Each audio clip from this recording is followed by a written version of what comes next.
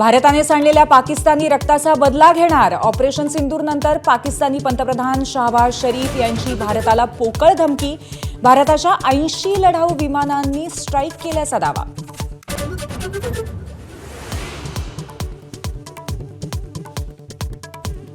Operation सिंदूरनंतर पाकिस्तानमध्ये दहशत. इस्लामाबाद, रावळपिंडी, लाहोर, कराचीसह अनेक शहरांमध्ये ब्लॅकआउट्स.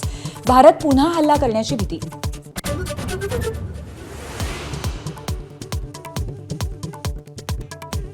भारताच्या एअर स्ट्राईकनंतर पाकिस्तानात मोठं नुकसान.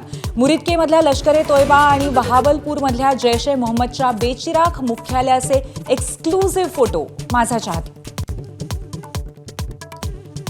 पूंछमध्ये पाकिस्तानकडनं अंधाधुंद गोळीबार. 15 भारतीयांचा मृत्यू तर कित्येक जण जखमी.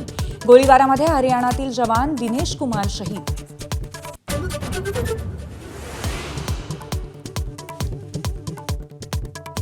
भारताच्या ऑपरेशन सिंदूरनंतर पाकिस्तानकडनं पुन्हा शस्त्रसंधीचं उल्लंघन. कुपवाडा, बारामुल्ला, उरी आणि अखनूरमध्ये गोळीबार. भारतीय सैन्याकडनं चोख प्रत्युत्तर.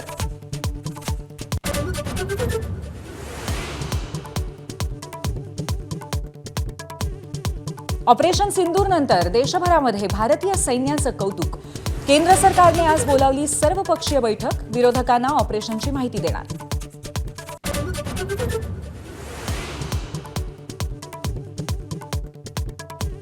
सतरा वर्षांच्या सुनावणीनंतर आज मालेगाव 2008 बॉम्बस्फोट खटल्याचा निकाल. साध्वी प्रज्ञा सिंग ठाकूरसह अन्य आरोपींच्या भवितव्याचा फैसला होणार.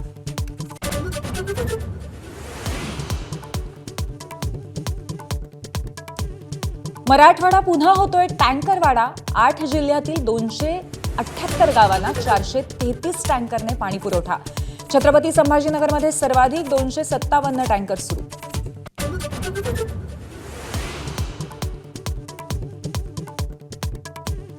मुंबईसह ठाणे, पालघर, रायगडमध्ये आजही पावसाचा अंदाज.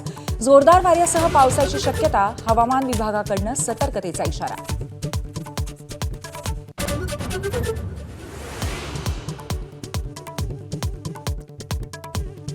आयपीएलमधला मुंबई इंडियन्स विरुद्ध पंजाब किंग्सचा 11 मेचा सामना मुंबईत. धरमशालाचं विमानतळ बंद केल्यामुळे ठिकाण बदल.